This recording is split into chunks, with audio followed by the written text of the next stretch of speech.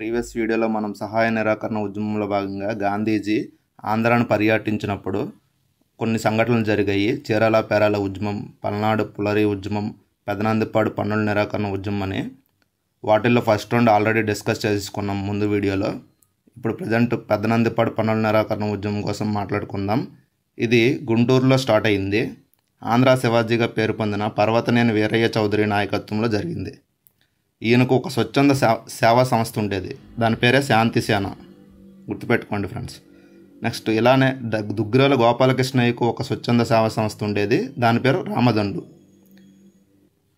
ఇది దేశంలోనే మొట్టమొదటిసారిగా సహాయ నిరాకరణ ఉద్యమంలో భాగంగా పన్నుల నిరాకరణ ఉద్యమం జరిపిన మొట్టమొదటి ఫిర్కా అని అంటాము.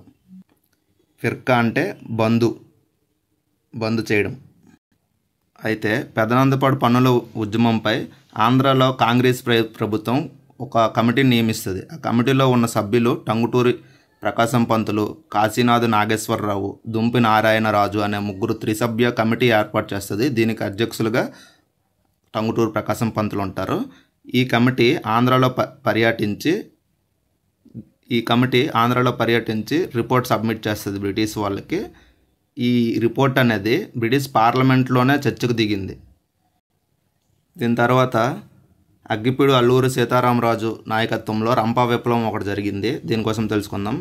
ఇది కృష్ణదేవపాట తాలూకు. అల్లూరి సీతారామరాజు ఎలా పుట్టాడు, ఏంటి, వాళ్ళ పేరెంట్స్ నేమ్స్ ఏంటి, అవన్నీ మీకు ఆల్రెడీ తెలిసే ఉంటాయి. అది అంత ఎగ్జామ్ పాయింట్ ఆఫ్ వ్యూలో మరి అంత సిల్లీగా అడగడానికి అనుకుంటున్నాను. డైరెక్ట్గా కాన్సెప్ట్లోకి వెళ్ళిపోదాం. మనం అల్లూరి సీతారామరాజు కృష్ణాదేవి పేట తాలూకా తాండవ నది ఒడ్డున ఒక చిట్కాలగడ్డ దగ్గర ప్రాంతంలో శ్రీరామ విజయనగరం అనే ఒక ఆశ్రమాన్ని స్థాపిస్తాడు. అక్కడ ఉండే స్థానిక కొండజాతి తాగుడు, వాళ్ళ యొక్క తగాదాలను పరిష్కరించడాన్ని, నెక్స్ట్ స్థానిక పంచాయతీలు ఏర్పాటు చేయడం, వాళ్ళ కోసం పాఠశాలను ఏర్పాటు చేయడం కోసం వాళ్ళకు ప్రోత్సహిస్తాడు. దీంతో వారు ప్రభుత్వ న్యాయస్థానాలను కూడా బహిష్కరించడం జరిగింది. స్థానిక తహసీల్దారు సెబాస్టియన్ అనే అతను దుబాసి అయిన సంతానం పిల్లై ప్రజలను తీవ్రంగా హింసించేవాళ్ళు.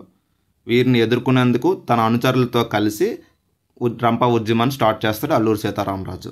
అల్లూరి సీతారామరాజు అనుచరులు గమ్ మల్లుదొర, గమ్ గంటం దొర, పేరిచర్ల సూర్యనారాయణరాజు, ఎండుపడాలు వీరయ్య దొర, వీళ్ళు అల్లూరి సీతారామరాజు యొక్క అనుచరులు.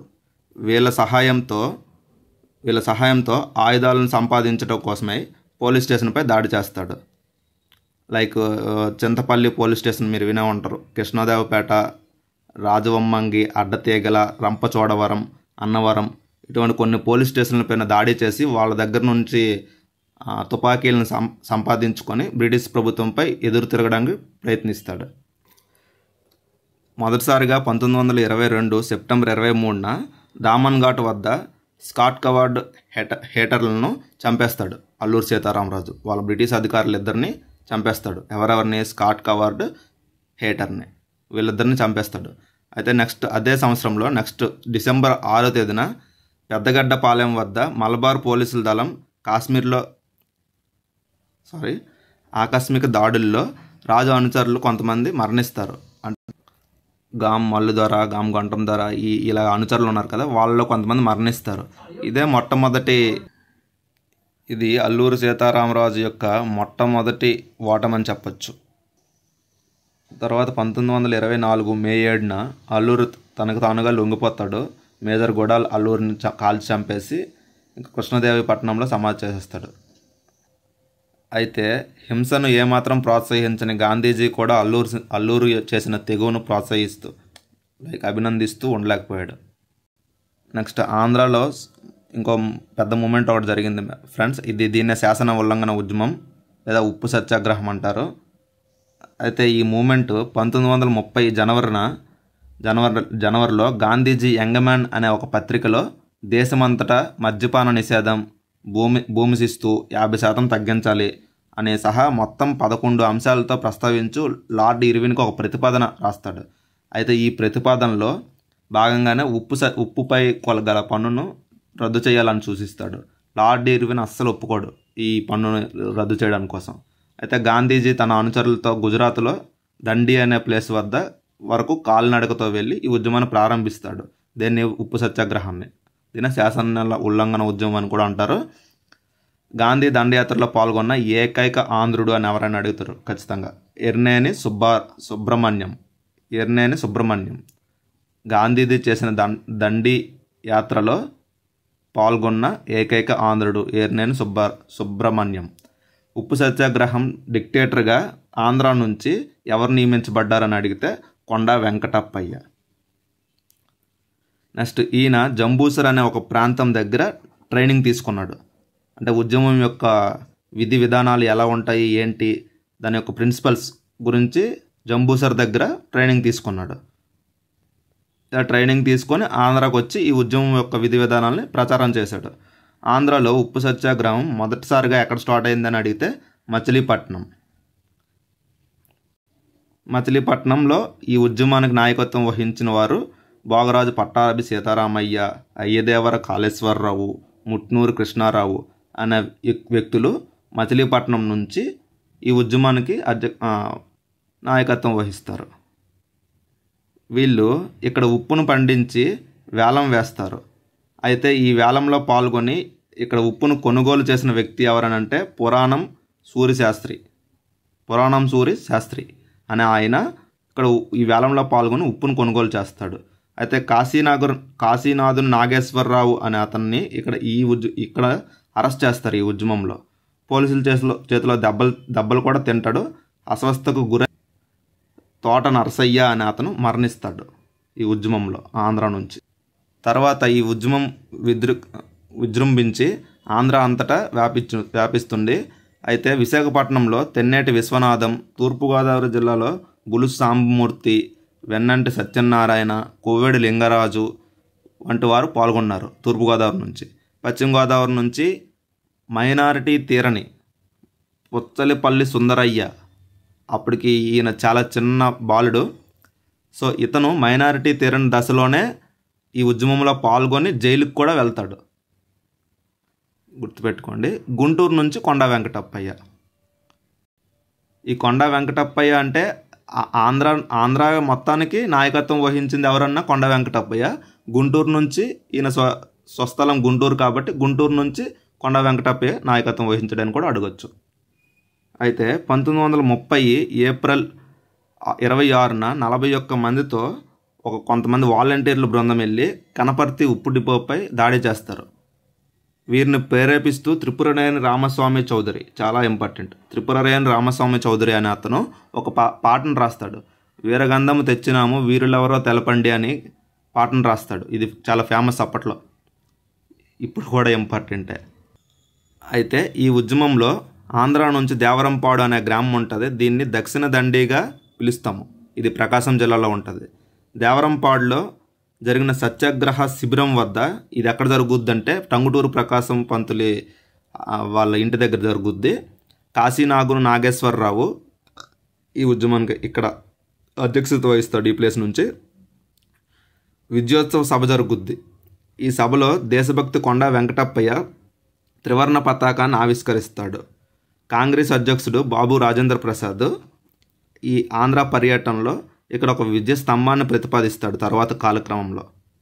నెక్స్ట్ వచ్చేసి దక్షిణ దండి, ఆంధ్ర దండిగా పిలువబడే ఒక ఆశ్రమం ఒకటి ఉంటుంది. దాన్ని సీతానగర ఆశ్రమం అంటారు. ఇవన్నీ చాలా ఇంపార్టెంట్ బిట్స్ ఫ్రెండ్స్. నెక్స్ట్ నెల్లూరులో ఈ ఉద్యమము బెజవాల గోపాలరెడ్డి ఆధ్వర్యంలో జరిగింది. ఇక్కడ అరెస్ట్ అయిన మహిళ పాతూరి బాలసరస్వతమ్మ. ఉప్పు సత్యాగ్రహంలో అరెస్ట్ అయిన మహిళ పాతూరి బాలసరస్వతమ్మ ఎక్కడి నుంచి, నెల్లూరు నుంచి ఈ ఉద్యమంలో పాల్గొని అరెస్ట్ అయ్యి జైలుకి వెళ్తుంది. నెక్స్ట్ ఓరుగంటి ఫ్యామిలీ మొత్తానికి అరెస్ట్ అవుతారు. ఫ్యామిలీ మెంబర్స్ మొత్తం అరెస్ట్ అయ్యి ఈ ఉద్యమంలో భాగంగా జైలుకి వెళ్తారు. నెక్స్ట్ రాయలసీమ పితాగా పేరు పొందిన కల్లూరు సుబ్బారావు అనే అతను ఈ ఉద్యమానికి నాయకత్వం వహిస్తారు. రాయలసీమ నుంచి అడగచ్చు, రాయలసీమ నుంచి ఉప్పు సత్యాగ్రహానికి ఎవరు నాయకత్వం వహించారని అడగచ్చు. లేదనుకుంటే ప్లేసెస్ ఇచ్చి రైట్ సైడ్ వాళ్ళ పేర్లు ఇచ్చి జతపరచమని కూడా అడగచ్చు. ఏ ప్లేసెస్ నుంచి ఎవరు నాయకత్వం వహించారు ఏంటనేది చాలా ఇంపార్టెంట్. నెక్స్ట్ ఈ ఉద్యమంలో మహిళలు పాల్గొనడం జరిగింది. మహిళల యొక్క పాత్ర కూడా మనం తెలుసుకోవాలి.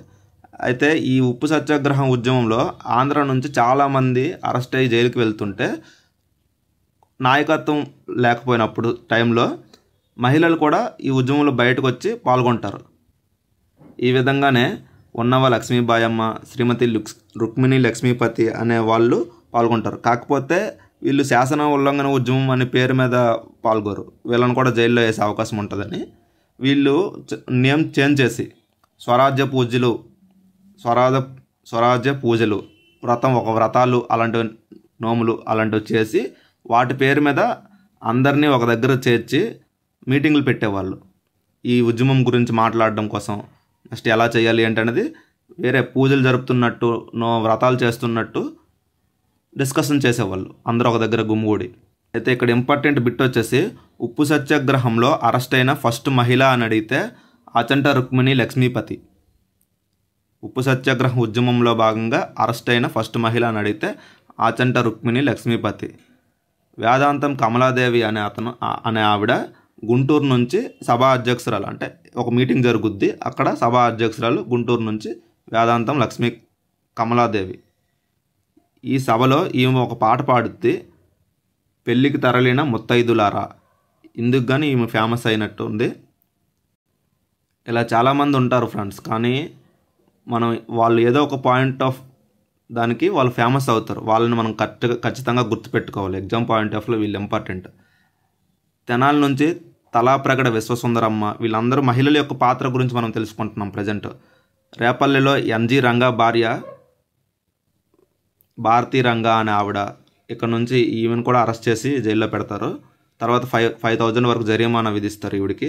విశాఖపట్నం నుంచి టేకులమల్లి బుచ్చిరాయమ్మ అనే ఆవిడని పాల్గొంటుంది ఈ ఉద్యమంలో. ఖమ్మంపాటి మాణిక్యాంబ, ఈవిడ 6 నెలల పసికందుతో జైలుకు వెళ్తుంది. చిన్న పసికందుతో జైలుకు వెళ్ళిన మహిళ ఖమ్మంపాటి మాణిక్యాంబ. ఈ ఉద్యమంగా వెలువడిన కొన్ని రచనలు ఉన్నాయి, ఇవి కూడా ఇంపార్టెంటే. భారత స్వరాజ్య యుద్ధం అనే రచన ఒకటి, దాన్ని జగన్నాథ శాస్త్రి, మాడుగంటి జగ్గన్న లేదా మాడుగంటి జగన్నాథ శాస్త్రి అని ఆయన భారత స్వరాజ్య యుద్ధం, నవయుగ గాంధీ విజయం, దావులూరు పుండరీకాక్షుడు, పూర్వ స్వతంత్రం, కె వెంకటరమణ శర్మ అనే వాళ్ళు కొన్ని రచనలు రాశారు, గుర్తుపెట్టుకోండి. నెక్స్ట్ వల్లభాయ్ పటేల్ గారి నాయకత్వంలో సత్యాగ్రహ విషయాల గురించి తెలియజేస్తూ ఆంధ్ర ప్రాంత ప్రజలకు సత్యాగ్రహంలో పాల్గొమ్మని ప్రబోధించిన కరపత్రాలు రిలీజ్ చేశారు. ఆ కరపత్రాన్ని ఏమంటారంటే బడ్డోలి సత్యాగ్రహ విజయం. ఇవి ఒక 3-4 ఉంటాయి, ఇవి కూడా నేర్చుకోవాలి. ఏ కరపత్రం ఎప్పుడు ఎక్కడ ఇచ్చేశారనేది. వల్లభాయ్ పటేల్ గారి నాయకత్వంలో జరిగిన సత్యాగ్రహ విషయాల గురించి తెలియజేస్తూ ఆంధ్ర ప్రజలకు అవగాహన కల్పిస్తూ ఈ ఉద్యమంలో ఈ సత్యాగ్రహ ఉద్యమంలో పాల్గొమ్మని ప్రచారం చేస్తూ కరపత్రాలు, పాంప్లెట్లు, బడ్డోలి సత్యాగ్రహ విజయం అనే కరపత్రం ఒకటి. నెక్స్ట్ భారతీయులు ఆంగ్లేయులు ఏ విధంగా ఆర్థిక దోపిడీ చేశారో భారతీయులని వివరించడం కోసం, ప్రజలకు తెలియజేయడం కోసం పశ్చిమ కృష్ణా జిల్లాలో కాంగ్రెస్ సంఘం అనే ఒక కరపత్రం రూపొందిస్తారు కాంగ్రెస్ సంఘము. దాని పేరు ఏంటంటే దారిద్ర నారాయణం. ఇది కూడా చాలా ఇంపార్టెంట్. దారిద్ర నారాయణం అనే కరపత్రం కాంగ్రెస్ సంఘం ప్రచురిస్తుంది. దేనికోసం ప్రచురిస్తుంది అంటే భారతీయులను ఆంగ్లేయులు ఏ విధంగా దోపిడీ చేసుకుంటున్నారు అనే దానిపై ప్రశ్నిస్తుంది. నెక్స్ట్ స్వరాజ్య పథకం అనే ఒక కరపత్రాన్ని కలగ సత్యనారాయణకు 1 year జైలు శిక్ష పడుతుంది. ఈయన రాస్తారు ఈ కరపత్రాన్ని. అందుకు గాను ఈయనకు జైల్లో 1 year జైలు శిక్ష పడుతుంది. నెక్స్ట్ ఈ ఉద్యమంలో భాగంగా బ్రిటిష్ ప్రభుత్వం నిషేధించిన కొన్ని పత్రికలు ఉన్నాయి. అవేంటంటే సత్యాగ్రహ, కాంగ్రెసు, దరిద్ర నారాయణ. అడుగుతాడు, ఉప్పు సత్యాగ్రహ ఉద్యమంలో భాగంగా రద్దు చేయబడిన నిషేధించబడిన పత్రికలు ఏవి అంటే సత్యాగ్రహ, కాంగ్రెసు, దారిద్ర నారాయణం. ఫ్రెండ్స్, ఇక్కడతో 3వ యూనిట్ నుంచి మనము ఈ మూమెంట్స్, ఆంధ్రాలో జరిగిన మూమెంట్స్ అన్నింటి గురించి డిస్కస్ చేసేసుకున్నాం. నెక్స్ట్ వచ్చేసి 4వ యూనిట్, 5వ యూనిట్ ర్యాపిడ్ రివిజన్స్ చేసి వీడియోస్ చేసి పెడతాను. ఈ వీడియోలు నచ్చినట్టుంటే, ఇక్కడ వరకు చూసారంటే ఈ వీడియో ఖచ్చితంగా మీకు నచ్చే ఉంటుంది అనుకుంటున్నాను. లైక్ చేయండి, షేర్ చేయండి ఫ్రెండ్స్, సబ్స్క్రైబ్ చేయండి ఫ్రెండ్స్. 4, 5 యూనిట్లు అయిపోయిన తర్వాత వెంటనే మనం పాలిటీ పైన వీడియో చేద్దాం. నెక్స్ట్ సైన్స్ అండ్ టెక్నాలజీ, ఇలా ఫాస్ట్గా ఇక్కడ నుంచి వీడియోస్ వస్తుంటాయి. కరెంట్ మెటీరియల్ అప్డేట్ చేయడం వల్ల లేట్ అవుతుంది. నా వీడియోలు మరింత మందికి షేర్ అయ్యే విధంగా లైక్ చేయండి. ఫ్రెండ్స్కి కొన్ని వాట్సాప్ ఛానల్లో నా వీడియోని షేర్ చేయండి ఫ్రెండ్స్. మనం లైవ్లోకి వచ్చి డిస్కషన్ చేద్దామంటే everyday evening or night free టైంలో 1 అవర్ పాటు లైవ్ సెషన్ కండక్ట్ చేద్దాం. ఈ లైవ్లో నేను మీకు క్లాస్ చెప్పినట్టు కాకపోయినా ఏదైనా ఒక టాపిక్ని తీసుకొచ్చి ఇంపార్టెంట్గా మనం డిస్కస్ చేద్దాం ఒక 1 అవర్. నాకు కూడా కొన్ని పాయింట్ చెప్పొచ్చు, నేను కూడా మీకు వాల్యూ యాడెడ్ అవుతుంటాను కదా. So thank you friends, next వీడియోలో మళ్ళీ కలుద్దాం.